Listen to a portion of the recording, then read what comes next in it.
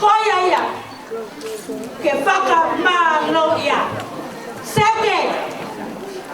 Manu ia. Paka tangata o ki kai. Ewe ewa i hara. Koe whaka o tua mate. Petu i hara o kawangara.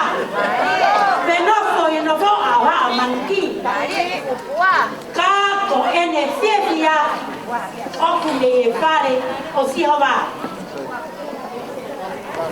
Ko haku matui kingoa.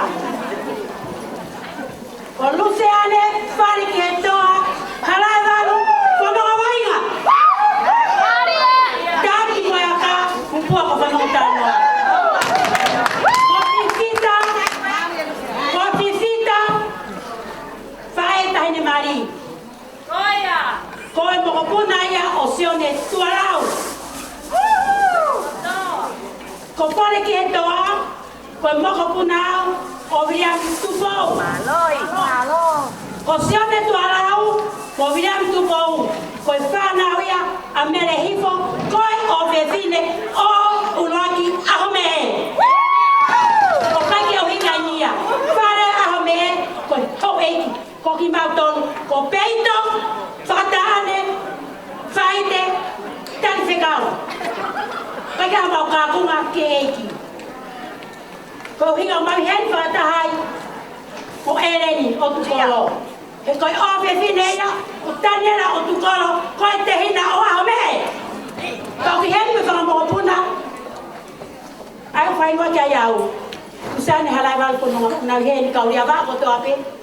Koe whanau whangamoko puna ia, ko lusane parike toa. Koe ofe whineia tahai o William Tupou. Koe mea kusai, owe te tupi kita kotoko, o whia ilo e ni kita. Pea kahana whausi, o te whine au e tamai e wani, na wa. Koe tahi tano ngā ka tahi lea hoku me hek tāngai.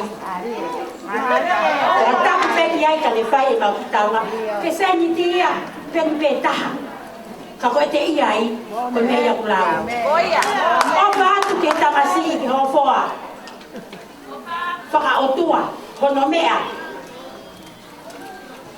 Koe mau ki whewhine e hange ka whrofo nau lau. Koe taha mea ia whakamalo ia.